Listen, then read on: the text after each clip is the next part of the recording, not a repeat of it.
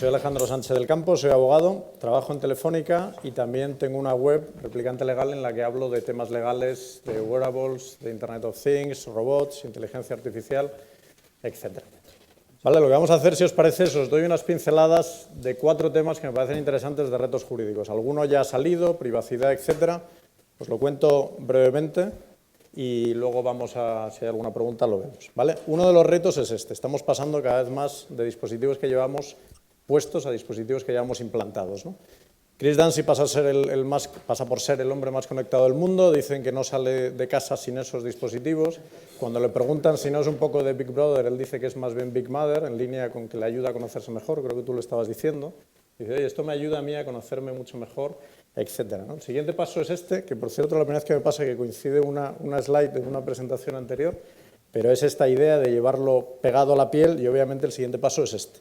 ¿Vale? Llevarlo dentro, ¿vale? Veis un ejemplo de lentillas, pero digamos, este profesor Kevin Warwick lo ha llevado más lejos y se ha puesto un chip conectado con su sistema nervioso, ¿vale? Con las posibilidades que eso ofrece. Le llaman profesor cyborg, ¿vale? No por casualidad. Entonces, claro, aquí ¿cuál es el reto? El reto principal es hasta dónde llevamos este tema, ¿vale? Y aquí entran temas legales y temas éticos, es decir, ¿qué hacemos? ¿Lo prohibimos, no lo prohibimos, lo dejamos? ¿Hasta dónde dejamos que la tecnología llegue o entre en las personas, ¿no? Tenemos asumido que si alguien tiene un problema en la pierna, hay que amputarle la pierna, se puede poner otra artificial o un brazo, o la visión, pero claro, ¿qué ocurre si lo que quieres es ponerse un brazo que es 20 veces más fuerte, digamos, que el brazo original? ¿O qué ocurre lo mismo con la vista? ¿O qué ocurre si alguien sano quiere incrementarse su capacidad de visión, multiplicarla por 10 para que sea mucho mejor que la capacidad de visión del resto de personas, ¿no?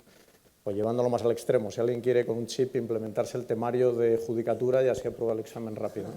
Bueno, estoy exagerando, pero la pregunta es ¿hasta dónde llevamos o hasta dónde dejamos que eso ocurra?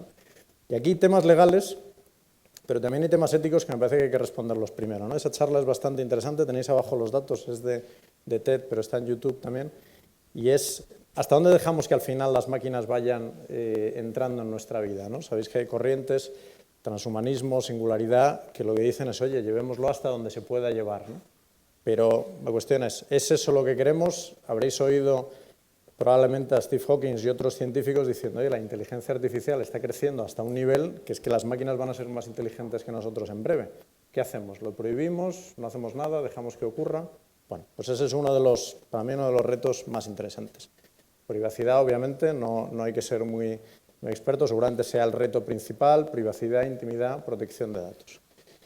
Este dispositivo, no sé si lo conocéis, se llama Amazon Echo, me parece bastante interesante, la verdad que casi todas las cosas que hace Amazon están muy bien hechas, es un cilindro más o menos de este tamaño, lo tienes en tu casa y Amazon, que ya es famosa por la patente esa que sacó de One Click, que te hace las compras mucho más simples, con este cacharro veis que está conectado y digamos, puedes hablar con él y te permite hacer cosas como esa. La más interesante me parece la de añadir helado a mi lista de la compra, porque directamente hablas con él en lenguaje natural y ocurre eso. Pensar el potencial que tiene eso para fomentar el comercio electrónico en el sentido de que le dices, oye, cómprame el último libro de Vargas Llosa y te dice, vale, comprado, cuesta 20 euros. Ok, así de simple es la experiencia de compra con un aparato como ese, ¿vale? Obviamente, pensar también, y esto va en la misma línea, la cantidad de información que puede tener Amazon si pone ese cilindro en tu casa y, digamos, lo que dicen es, oye, no escucha nada más que cuando tú le dices que escuche. Bueno, vale, eso es lo que debería ser, pero vamos a ver si es así. Pensar ese juguete de Google con micrófonos, sensores, cámaras, que también, la idea, esto es una patente que acaban de publicar, la idea es que juegue con los niños, ¿no? Pensar también la cantidad de información que es capaz de recopilar Google o de recopilar ese juguete y encima de alguien, digamos, más vulnerable como puede ser los niños, ¿no? Siguiendo con niños, este seguro que lo conocéis también, la ropa que te da información va a una app que llevas tú. Y aquí es por cambiar un poco el tercio e ir hacia las Smart Cities. Este es el centro de control de Río de Janeiro, que empezó siendo un centro de control de las riadas, de las inundaciones, que en Río son habituales, y acaba siendo un verdadero centro de control de la ciudad, porque han puesto un montón de cámaras, sobre todo por el tema de los mundiales, y al final eso sí que es un gran hermano y ellos mismos incluso aceptan o reconocen, digamos, que es un gran hermano y es otra de los retos, ¿no? Esas Smart Cities, esas ciudades inteligentes, cuánto van a tener de realmente controlar a los ciudadanos, ¿no? Bueno, esto es la misma idea con los coches conectados y todo lo que la información que tienen, pues va en la misma línea. Seguridad, se ha comentado también. España es el tercer país del mundo que más ciberataques recibe, ¿vale? Contra bancos, infraestructuras críticas, etcétera. Me hacía gracia el titular, la verdad que lo de que es un desastre de seguridad esperando a que pase, pues es un informe de la FTC, o sea, y hay varios en el mismo sentido, ¿vale? Como potencialmente esos dispositivos se pueden volver contra ti. Hay un corto que vi hace poco, que está en YouTube también, de José Coronado, que se llama Domonic, y es también, digamos, de los problemas que pueden ocurrir.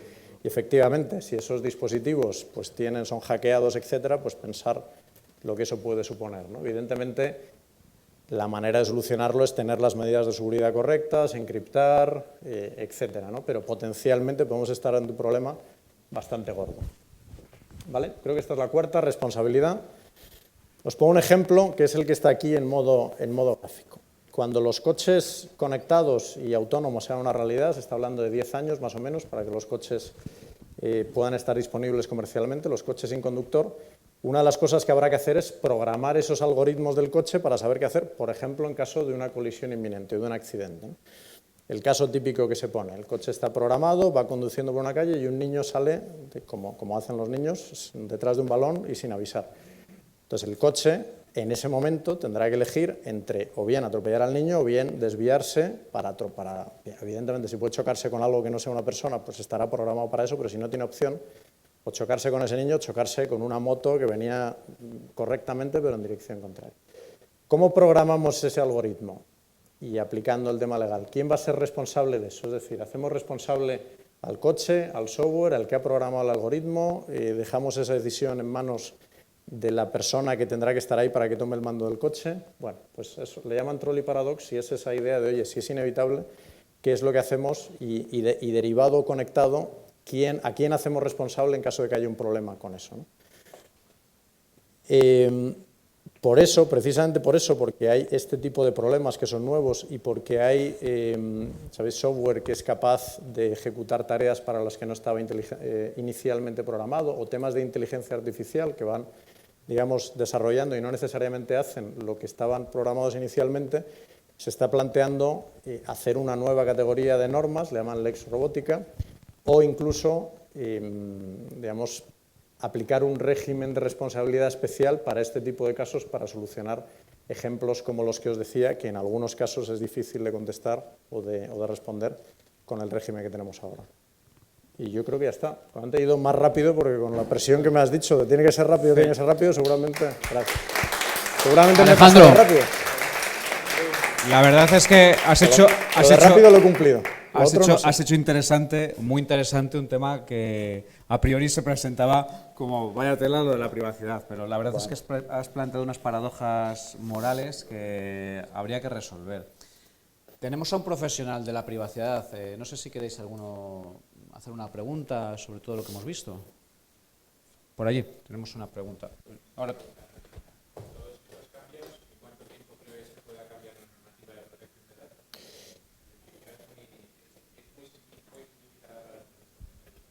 Pues mira, si solo fuera el tema de protección de datos no me parecería el mayor problema. Lo que pasa es que el tema es más que la protección de datos.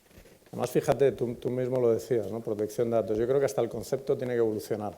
Por eso, si os fijáis, no había puesto protección de datos, había puesto más privacidad, porque yo creo que, o intimidad, refleja mejor el concepto. Protección de datos empieza en el año 92 con los ficheros electrónicos, sigue con las cookies, sigue con otra serie de cosas que, si os fijáis con con los temas que os he puesto ya ahí, es que no encaja muy bien, porque esa normativa se origina para ver, oye, pues el fichero lo tienes que declarar, tiene que ser unas características, pero es que ese juguete de Google no encaja con nada de eso. ¿Cómo pides el consentimiento ahí, por ejemplo? Lo de los derechos de acceso, rectificación, etcétera. Probablemente tiene que ir más en la línea de que el propio juguete, los parámetros de configuración sean fáciles, ese tipo de cosas. Yo creo que estamos en el camino de que ocurra, pero van a pasar años hasta que tengamos la normativa no solo de protección de datos, sino del resto de temas que puedan darnos respuesta a eso.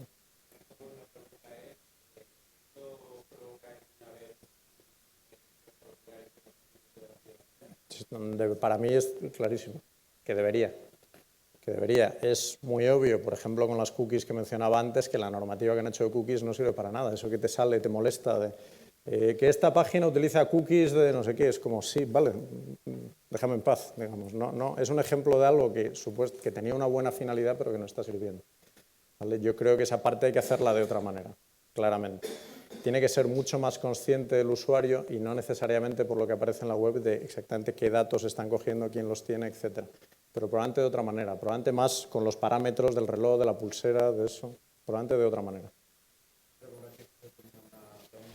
Esta mañana ha salido el tema de la privacidad de tus datos a nivel de salud, sí, sobre todo en temas de seguros de vida y tal. ¿Van a poder las empresas de alguna manera poder monitorizar tus datos de salud o va a haber en un futuro alguna restricción legal ahí? No, bueno, van a poder y pueden, de hecho. O sea, si el tema, fíjate que al final lo de protección de datos gira sobre una cosa muy básica, que es el consentimiento del usuario, y es razonable. Es decir, tú al final, si de verdad, el punto quizá es este, no es tanto que puedan, si tú autorizas a alguien a hacer algo, en principio puede hacerlo, ¿no? Y eso aplica también para protección de datos. La cuestión no es esa, es cómo, hasta qué nivel y cuánto de consciente eres. Por eso la normativa habla de consentimiento informado. No solo di OK, sino di OK de verdad sabiendo a lo que estás diciendo OK. Si eso se cumple, ya se puede hacer hoy y no tiene, y es razonable que sea así. Perdona que te interrumpa, es que quería comentarte eso. Hay ahora mismo un claro síndrome del disclaimer, que aceptamos cosas que nunca leemos.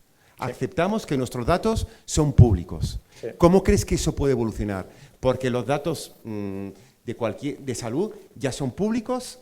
Tenemos estudios que los bancos los usan para calificar, por ejemplo, la obtención de un crédito. Eso es un hecho. Y además lo hemos aceptado dándole OK en un disclaimer. ¿Cómo puede evolucionar eso? ¿Cómo se puede parar el síndrome del disclaimer? Bueno, sí, efectivamente, es así, tal cual tú lo estás contando. Seguramente como el tema era, oye, hace falta ese consentimiento, pues se obtiene a través de ese términos y condiciones, ¿no? Más que disclaimer, pero efectivamente es así. Probablemente porque los retos que tenemos delante son, digamos, exponenciales respecto a eso. Eso te vale para algo mucho más simple, pero para esto yo creo que cada vez hay una conciencia mayor de los temas de privacidad, de tus datos. Probablemente hasta ahora o hasta hace poco no era tal, a partir de ahora empieza a crecer esa conciencia, a partir de ahora los propios usuarios van a demandar más eso, no van a permitir tanto eso, van a dejar de usar dispositivos en los que vean, igual que tú como cliente eliges un determinado tipo de cosas por X criterios, uno de los criterios cada vez más va a ser, oye, ¿qué haces con mis datos? ¿Dónde estás? Y si no me dan una idea muy clara de qué pasa con mis datos, sobre todo si son sensibles, como los dispositivos que tú comentas, probablemente hay un grupo de clientes que no lo va a usar. Simplemente es que no va a tener tu dispositivo porque no tiene claro que eso que tú decías antes, mis datos no van a ser utilizados para nada. Bueno, hay un tema de confianza. Si de verdad, porque ponerlo en los términos y condiciones es fácil, la cuestión es garantizar que eso es así. Cada vez más va a haber una responsabilidad y mayor, digamos, convencimiento del cliente de que quiere eso y el que no lo usará tu dispositivo, creo. Pues muy interesante, haces divertido, entretenido lo complicado. Bueno.